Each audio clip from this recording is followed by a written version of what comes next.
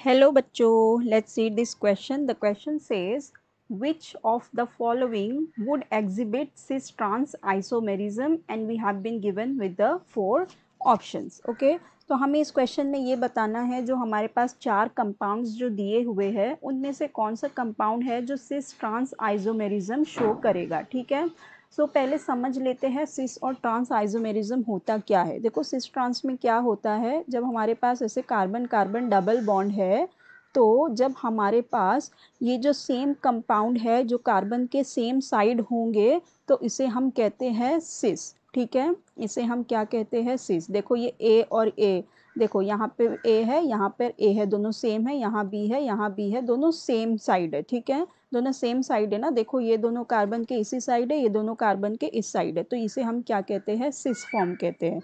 और हमारा ट्रांसफॉर्म क्या होता है, जब कार्बन कार्बन डबल बॉन्ड है, फिर जो हमारा एक ए यहाँ है तो इस कार्बन के वो ए यहाँ रहे, और जो ये बी यहाँ है ये इस कार्बन के बी यहाँ रहे, तो इसे हम क्या कहते हैं, इसे हम ट्रांसफॉर्म कहते हैं, इसे हम ट्रांस आइसोमर्स कहते हैं। ठीक है, now let's find out which of the following is cis or trans. Does anyone show cis or trans isomerism?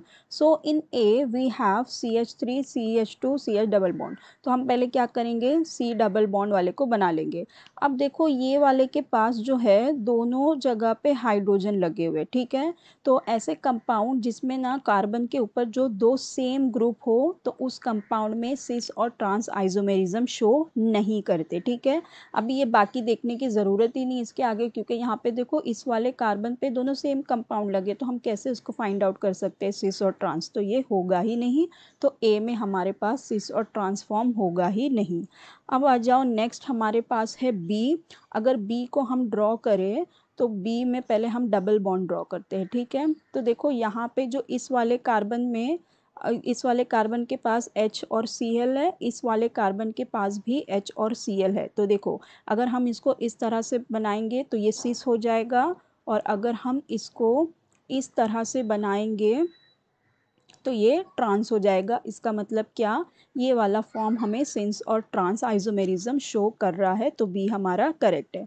अब जो सी में हमें दे रखा है, डी सी में हमारे पास है कार्बन के डबल बॉन्ड है, और एक तरफ कार्बन के है हाइड्रोजन, एक तरफ है Cl, और एक तरफ हमारे पास दो Cl है। देखो यहाँ पर भी वही केस हो गया कि एक कार्बन पे दो सेम ग्रुप अटैच है, तो ये तो सिस और ट्रांस ये भी बिल्कुल ही शो नहीं कर सकते, तो ये भी रॉन्ग हो गया।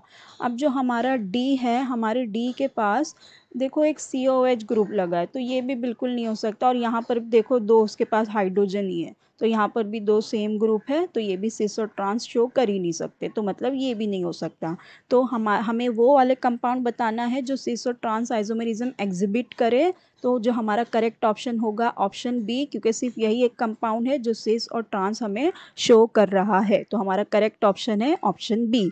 आई hope you understood it well. Best of luck, thank you.